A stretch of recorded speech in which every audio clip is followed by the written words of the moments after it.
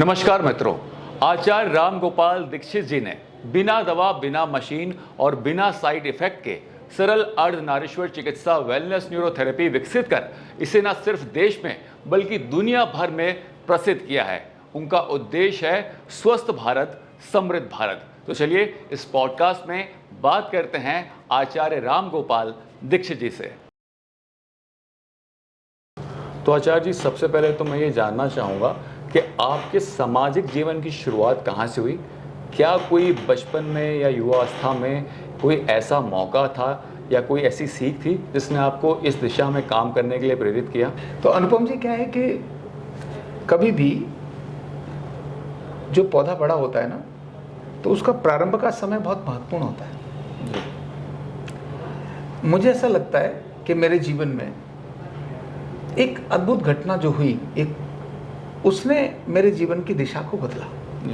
ये बचपन की बात है। मैं छोटा था, ये लगभग 5वीं क्लास की बात कर रहा हूँ, 4थी या 5वीं क्लास की बात है। गांव है नाहरपुर, जलेसर रोड के पास, पता ही है आपको, मथुरा जिला था उस समय। तो हमारे जो खेत है उसमें आरएसएस की शाखा लगती थी। पास के गांव से शिशु मंदिर के प्रिंसिपल जो प्रधानाचार्य थे वो शाखा लगाने आते थे। हमारा अपना खेत था, तो हम शरारत करने में तो बहुत तेज थे ही वहाँ, और हमारे खेत में ही शाखा लग रही हो तो पंगा हम ही ज़्यादा करते थे। ये रहता था। लेकिन शरारत में और पंगे में एक दिन जो घटना घटी कि झंड ध्वज लगा हुआ था, हम सारे बच्चे वहाँ गोल सर्कल में बैठे हुए थे, और जो प्रधानाचार्य थे जिनका नाम शिशुपाल जी था, और वो बैठकर हमें कोई कहानी सुना रहे थे। शाम का समय था, ये दिन बुधवार का था, और बुधवार को जलेसर रोड रेलवे स्टेशन पर बाजार लगता है। हमारे गांव से और अन्य गांव से भी लोग सामान लेने के लिए आते हैं और जाते हुए, ऐसा रहता है। जैसे वो हम प्रार्थना जो उसमें बैठे थे शाखा में, और वो कहानी सुना रहे थे, इतने में हमारे मैदान के बिल्कुल कोने पर एक नाली थी जिसमें ट्यूबवेल का पानी जाता था खेतों के लिए, और वो थोड़ी चौड़ी थी, बड़ी थी। उसी में से लोगों को निकलना होता था, इसीलिए गाड़ियों का जाने आने से भी वो ऐसे ढलान उसका ऐसा हो गया था। पानी ज़्यादा लंबा होता था, तो साइकिल वाले थे वो उसके बराबर के स्थान से निकालते थे। अभी एक साइकिल वाले बड़े बुजुर्ग, जिनकी उम्र लगभग रही होगी उस समय 75-80 वर्ष, गांव में तो बड़ी उम्र वाले लोग भी साइकिल बजा जाते हैं, उनकी साइकिल पर पीछे बोरा, एक थैला बड़ा सा लगा हुआ था जिसके अंदर बूरा था, जो बूरा होता है शक्कर वाला बूरा होता है। हाँ, और उन्होंने उस साइकिल से उस नाली को पार करने की कोशिश करी, लेकिन नाली उनकी वो पार नहीं हो पा रही थी, और अगला पहिया टकरा गया, और उनका एक पैर, क्योंकि अब वो अधर में आ गए, तो बचने के लिए उन्होंने नाली के दूसरे कोने पर, वो जो गूल जिसको हमारे यहाँ बोल देते हैं, उसके दूसरे कोने पर अपना पैर टेका। अब साइकिल इधर है और पैर दूर है टिका हुआ। कुछ ही पल में उन्होंने अपने साइकिल के सामान के साथ उस भरी हुई जो नाली थी, जो पानी चल रहा था जिसके अंदर, उसमें गिरना था। ये मुश्किल से अगर वो 10 सेकंड का समय ऐसा होता तो वो गिर जाते, अपना वजन नहीं सह पाते।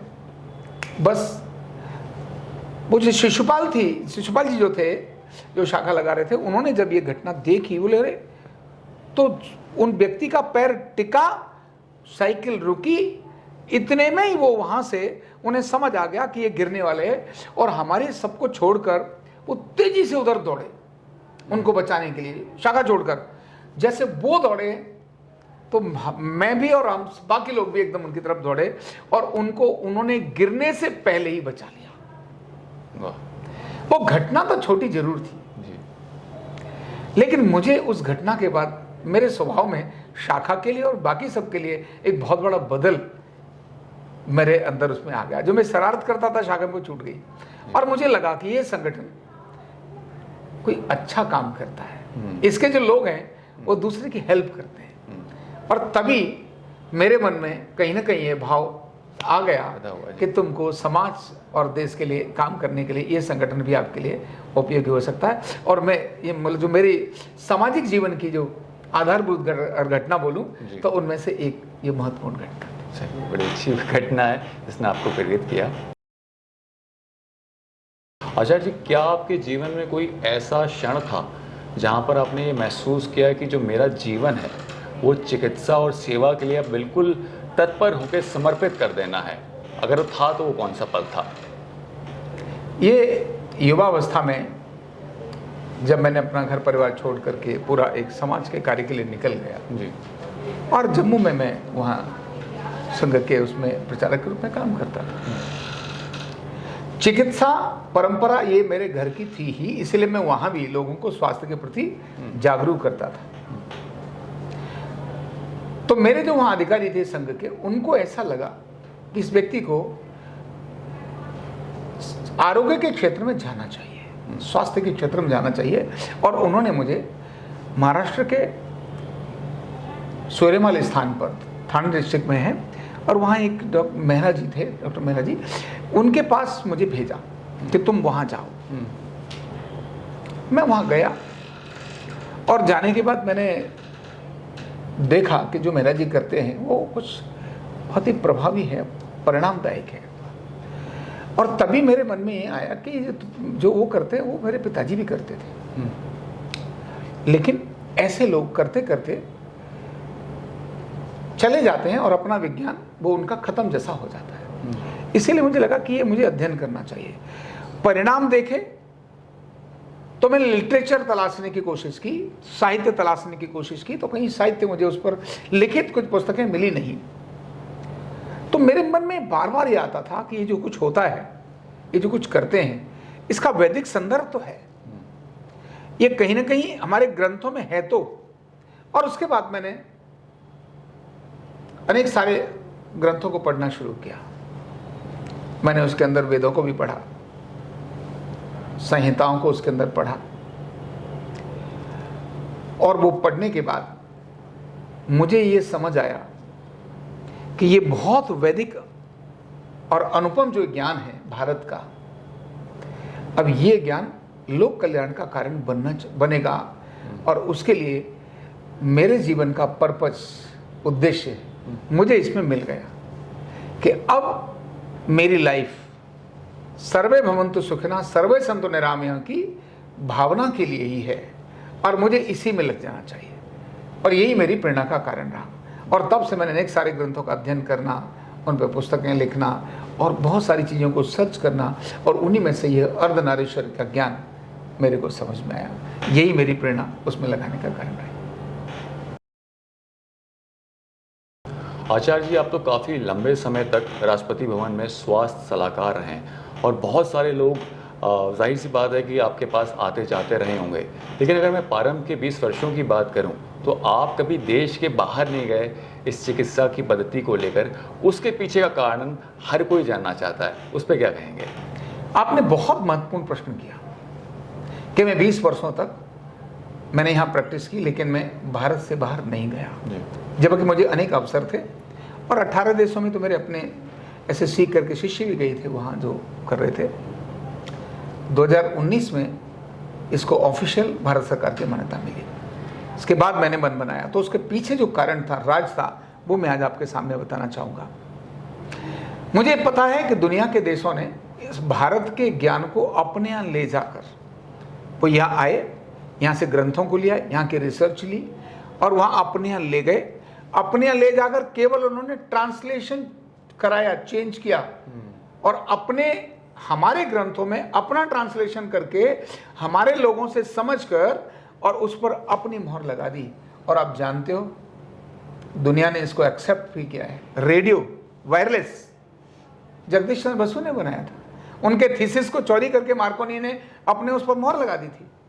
मार्कोनी ने क्या किया, उसी पर तो लगाई, जिसके कारण से इटली ने अभी स्वीकार भी कर लिया कि नहीं नहीं, ये थीसिस मार्कोनी का नहीं है, ये एक्चुअल में तो जगदीश चंद्र बसु का ही है। मान लिया दुनिया ने।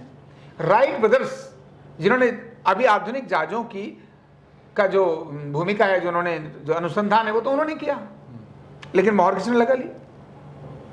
उन्होंने कहा भाई दुनिया के अंदर जहाज उन्होंने बनाए। ऐसा एक दो नहीं, अनेक सारी चीजें, जिसमें हल्दी भी है, चावल भी है, पता नहीं क्या क्या चीजें हैं जो भारत के ज्ञान पर जब बाहर ले जाकर उन्होंने उस पर अपनी मोहर लगा के पेटेंट करके महंगी महंगी बहुत महंगा करके उन्होंने भारत को और दुनिया को देना शुरू किया। मुझे पता था कि ये विज्ञान अर्धनारीश्वर चिकित्सा बहुत अद्भुत है और वैदिक है, इसका परिणाम बहुत अद्भुत है। मतलब मैं बोलूं तो क्रांति है। एक तरफ सारी चिकित्साएं जो दवाओं पर और मशीन पर निर्भर करती हैं, ये उनसे ज्यादा अच्छा परिणाम देती है दवा और मशीन के बिना, तो वो इस पर तो मोहर लगा ही लेंगे। तो मैं इस डर से मैंने कहा जब तक मेरे देश का ये ज्ञान भारत सरकार की इस पर मोहर नहीं लग जाएगी तब तक मैं इस देश से बाहर नहीं जाऊंगा। और यही था 2019 में भारत सरकार से मान्यता इसको मिली, भारत सरकार की ऑफिशियल मोहर लगी। उसके बाद मैंने फिर प्रस्ताव किया, मैंने कहा ठीक है मैं आ रहा हूं। और कोविड आ गया था, नहीं तो 2023 से लेकर बाद में तो फिर मेरी दुनिया के अनेक देशों में यात्रा शुरू हो गई। तब तक मेरे देश का ज्ञान सुरक्षित हो गया था, अब उसको कोई छू भी नहीं सकता। ये था मेरा कारण जब 20 वर्षों तक बाहर नहीं गया। कमाल है। आचार्य जी, आपके फैसले पर तो मुझे लगता है कि पूरे देश को ही नाज होगा, लेकिन अब मैं ये जानना चाहता हूँ कि ये जो फैसला आपने लिया, इसके पीछे क्या कोई आध्यात्मिक कारण था या फिर कोई और वजह थी, उसके बारे में बताएं। देखिए, आध्यात्मिक भी कह सकते हैं जी। लेकिन गुरु के प्रति श्रद्धा और भक्ति और अपने राष्ट्र भक्ति, मेरे मन में मेरे देश के प्रति प्रेम और मेरी गुरु परंपरा के प्रति मेरी श्रद्धा, यही इसके पीछे एक बड़ा कारण था। क्योंकि मैं जानता था कि लोग अपने फटाक से कर लेंगे, तो मेरे देश के ज्ञान मेरे देश के लिए होना चाहिए। और फिर मेरे मन में एक भाव था कि मेरे गुरु का ज्ञान, उस ज्ञान को दुनिया के अंदर फैलाना है तो उसके लिए एक विधि और निषेध दोनों बहुत जरूरी है। तरीका भी चाहिए और वो भी चाहिए। मेरे पास मतलब मुझे अनेक बार बहुत कठिनाइयों का सामना भी उसके लिए करना पड़ा। मैंने एक गरीबी का फेज भी, एक बहुत गरीबी का मतलब अभाव का फेज भी मैंने बहुत उस तरह से देखा। लेकिन मेरे गुरु के प्रति जो मेरी श्रद्धा थी और गुरु के प्रति जो मेरी कमिटमेंट थी, उसके कारण मैंने इस सारी प्रक्रिया को किया। तो देशभक्ति, मेरे अंदर के मन का भाव, जो भी मेरे देश के लिए मैं सोचता हूँ, वो मेरा भाव था और मेरे गुरु के प्रति इसकी मेरी श्रद्धा थी, यही था। आचार्य जी, प्रधानमंत्री नरेंद्र मोदी जी ने लाल किले से देशवासियों को आह्वान करते हुए आत्मनिर्भर भारत बनाने की बात कही थी जी। इससे आप अर्धनारीश्वर चिकित्सा को कैसे देखते हैं? बिल्कुल, मैं माननीय प्रधानमंत्री श्री नरेंद्र मोदी जी की इस बात से बहुत ही प्रेरित हूँ और मुझे बड़ा इंस्पिरेशन मिला। और मुझे लगा जो वो कह रहे हैं, वो ये अर्धनारीश्वर चिकित्सा भारत को आत्मनिर्भर बनाने में अपना बहुत बड़ा एक योगदान देगी। और उसके बाद ही ये रेफरल प्रोग्राम और बाकी ये ट्रेनिंग का मैंने सिस्टम सोचा, क्योंकि ये तो सरकारी मान्यता प्राप्त भी है। वो सारे मापदंड जो है ना, वो जो उन्होंने कहा वो इसको पूरा करती है। कैसे करती है? क्योंकि उन्होंने कहा मेक इन इंडिया, बाहर का नहीं, मेक इन इंडिया ट्रीटमेंट। उन्होंने कहा प्रोडक्ट, मैंने कहा नहीं, अर्धनारीश्वर चिकित्सा क्या है? मेक इन इंडिया ट्रीटमेंट है। दूसरा, सस्ते दामों में स्थायी इलाज है। दाम तो इसमें खर्चा ही नहीं है, जो है वो थेरेपिस्ट की फीस ही है, और स्थायी इलाज है, टेम्परेरी नहीं है, परमानेंट। हाँ। और फिर क्या है? दाम कम और दम ज्यादा। वो कह रहे थे दाम कम और दम ज्यादा ऐसे प्रोडक्ट बनाइए। भाई, ये दाम कम और दम ज्यादा वाला है। और फिर एक बात उन्होंने कही थी, इंटरनेशनल मापदंड, वैश्विक मापदंडों पर खरा, यानी विश्व स्तरीय मापदंड जिसके होने चाहिए। तो अर्धनारीश्वर चिकित्सा के वैश्विक मापदंड प्रूफ हैं, हमने इसके इंटरनेशनल स्टैंडर्ड्स बना दिए हैं।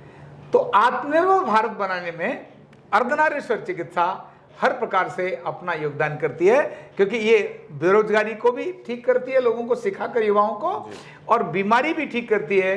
ये युवा उनको ठीक करेंगे। तो जो अरबों खरबों रुपया बाहर मशीन और दवाओं पर जा रहा है, एक वो रुक जाएगा, और युवा जो बेरोजगार है, वो इधर उधर जो खर्चा उसके कारण से हो रहा है, दूसरा वो रुक जाएगा। हेल्थ बजट डाउन आ जाएगा।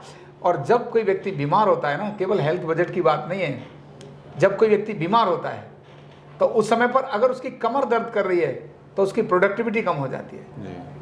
अगर सिर दर्द हो रहा है तो काम में मन नहीं लगता, तो भारत की प्रोडक्टिविटी ऐसे बढ़ जाएगी। इसलिए आत्मनिर्भर भारत में अर्धनारीश्वर चिकित्सा को मैं एक बहुत बड़ा माइलस्टोन के रूप में देखता हूँ।